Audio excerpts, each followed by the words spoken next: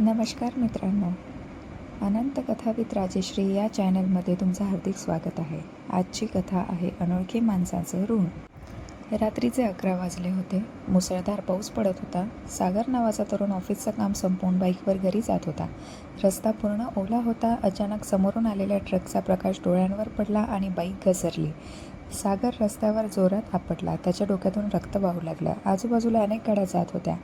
लोकांनी पाहिलं पण कोणीही थांबलं नाही. प्रत्येकाच्या मनात एकच विचार होता, पोलिसांचा त्रास नको. तेवढ्यात एक जुना रिक्षाचालक तेथून जात होता. त्याचं नाव होतं रामू काका. त्यांनी क्षणाचाही विचार न करता रिक्षा थांबवली. स्वतःच्या अंगावरील शाल काढून त्यांनी सागरच्या डोक्यावर बांधली. बाळा, धीर धर. ते त्याला सरकारी रुग्णालयात घेऊन गेले. डॉक्टर म्हणाले, आणखी 10 मिनिट उशीर झाला असता तर जीव वाचणं कठीण होतं. रक्ताची गरज होती. रामू काकांनी स्वतःचं रक्तदान केलं. 2 दिवस ते रुग्णालयात बसून राहिले. सागर शुद्धीवर आला तेव्हा त्याला वाटलं, हे माझे नातेवाईक असतील.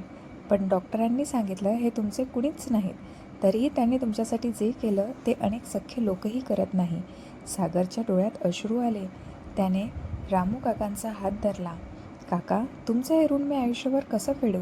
रामू काका हसले आणि म्हणाले, माझं ऋण फेडायचं असेल तर एक दिवस एखाद्या अनोळखी माणसाचा जीव वाचव, तेव्हाच माझं उपकार फेडले जातील. सागरने होकार दिला, पण त्याला कल्पनाही नव्हती की काही वर्षांनी अशी वेळ येणार होती जिथे त्याला ही शिकवण प्रत्यक्षात उतरवावी लागणार होती. अपघातानंतर सागरचं आयुष्य पूर्ण बदललं. त्याने रामू काकांना अनेक वेळा पैसे देण्याचा प्रयत्न केला, पण प्रत्येक वेळी रामू काका एकच म्हणायचे, माझ्यावर उपकार फेडू नकोस, कोणाच्या तरी आयुष्यात प्रकाश बन. ही वाक्य सागरच्या मनात कायमची कोरली गेली. काही महिन्यांनी तो पूर्ण बरा झाला. त्याने एक निर्णय घेतला, जेव्हा जेव्हा रस्त्यावर अपघात दिसेल तेव्हा तो नक्की मदत करेल. 3 वर्ष निघून गेली. एका रात्री सागर आपल्या पत्नी आणि मुलीसोबत गावाकडे जात होता. अचानक समोर एक मोठा अपघात झाला. एक कार उलटली होती. आजूबाजूला शेकडो लोक उभे होते. सगळे मोबाईलवर व्हिडिओ काढत होते, पण मदत करायला कोणीच पुढे येत नव्हता. सागरला लगेच रामू काकांचे शब्द आठवले. त्याने गाडी थांबवली. पत्नी म्हणाली, आपण अडचणीत येऊ. सागर शांतपणे म्हणाला, आज मी थांबलो नाही तर रामू काकांच्या शिकवणीचा अपमान होईल. तो धावत कारजवळ गेला. आत एक लहान मुलगी अडकलेली होती. तिची आई बेशुद्ध होती. सागरने जीवाची पर्वा न करता काच फोडली. त्याने आधी त्या मुलीला बाहेर काढलं. नंतर काही लोक त्याच्या मदतीला आले. सर्वांना रुग्णालयात दाखल करण्यात आलं. डॉक्टर म्हणाले, 5 मिनिट उशीर झाला असता तर दोघांचाही जीव गेला असता. हे ऐकून सागरच्या डोळ्यात पाणी आलं. त्याला वाटलं, आज खरंच मी रामू काकांचं ऋण फेडायला सुरुवात केली आहे. पण दुसऱ्या दिवशी रुग्णालयात जे घडलं त्यामुळे सागर पूर्णपणे हादरून गेला. सर्वात मोठं आश्चर्य, दुसऱ्या दिवशी सकाळी सागर पुन्हा रुग्णालयात गेला. त्या मुलीची तब्येत आता स्थिर होती. तिची आई ती शुद्धीवर आली होती.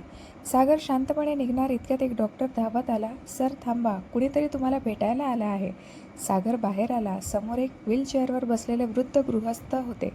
त्यांच्या डोळ्यात पाणी होतं. ते सागरचा हात धरून म्हणाले, बाळा, तू माझ्या मुलीचा आणि नातीचा जीव वाचवलास. सागर नम्रपणे म्हणाला, हे माझं कर्तव्य होतं. वृद्धांनी हळूच विचारलं, तू हे कोणाच्या प्रेरणेने केलंस? सागर काही क्षण शांत राहिला आणि म्हणाला, वर्षांपूर्वी एक रिक्षाचालकाने माझा जीव वाचवला होता. त्याने मला सांगितलं होतं की एखाद्या अनोळखीचा जीव वाचव, तेच माझं ऋण फेडणं. हे ऐकताच त्या वृद्धांच्या डोळ्यातून अश्रू वाहू लागले. ते थरथरत्या आवाजात म्हणाले, त्या रिक्षाचालकाचं नाव रामू होतं का? सागर आश्चर्यचकित झाला. हो, पण तुम्हाला कसं माहीत? वृद्धांनी खिशातून एक जुना फोटो काढला. फोटोमध्ये ते आणि रामू काका एकमेकांच्या खांद्यावर हात ठेवून हसत उभे होते. वृद्ध म्हणाले, रामू माझा बालपणीचा जिवलग मित्र होता. काही वर्षापूर्वी आमचा संपर्क तुटला. मी त्याला खूप शोधलं, पण तो कधीच सापडला नाही. सागरच्या डोळ्यात आनंद आणि दुःख दोन्ही दाटून आले. तो म्हणाला, काका आता कुठे आहेत हे मला माहीत नाही. तेवढ्याच सागरने रामू काकांच्या जुन्या मोबाईल नंबरवर फोन लावला. तो बंद होता. त्याने त्यांच्या जुन्या पत्त्यावर जाण्याचा निर्णय घेतला. पण तिथे पोहोचल्यावर जे सत्य समोर आलं त्यामुळे सागरच्या पायाखालची जमीन सरकली. रामू काकाचं खरं ऋण सागर दिलेल्या पत्त्यावर पोहोचला. एक छोटंसं जुनं घर, दाराला कुलूप होतं.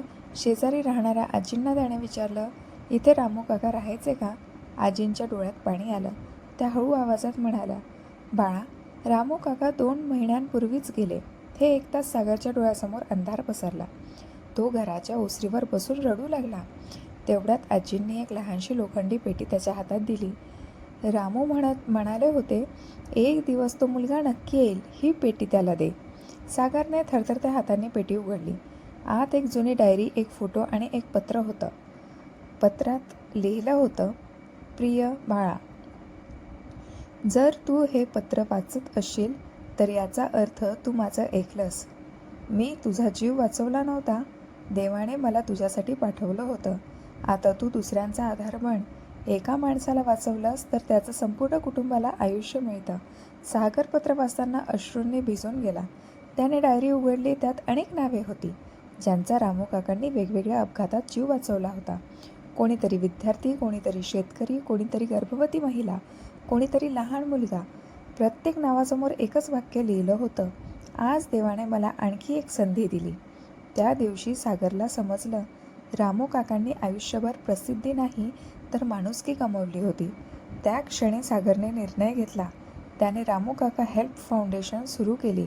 अपघातग्रस्तांना तत्काळ मदत, रक्तदान, रुग्णवाहिका आणि उपचार यासाठी ती संस्था कामे करू लागली. काही वर्षांनी हजारो लोकांचे जीव या संस्थेमुळे वाचले आणि प्रत्येक संस्थेच्या भिंतीवर रामू काकांचं एक वाक्य मोठ्या अक्षरात लिहिलं होतं, माणूस श्रीमंत पैशाने नाही तर दुसऱ्याच्या डोळ्यातील अश्रू पुसण्याने होतो. समारोप. जीवनात कधीही एखादा अनोळखी अडचणीत दिसला तर शक्य असेल तेवढी मदत करा, कारण एक छोटी मदतही एखाद्याचं संपूर्ण आयुष्य बदलू शकते. धन्यवाद. कथा आवडली तर लाईक, शेअर आणि सबस्क्राईब नक्की करा.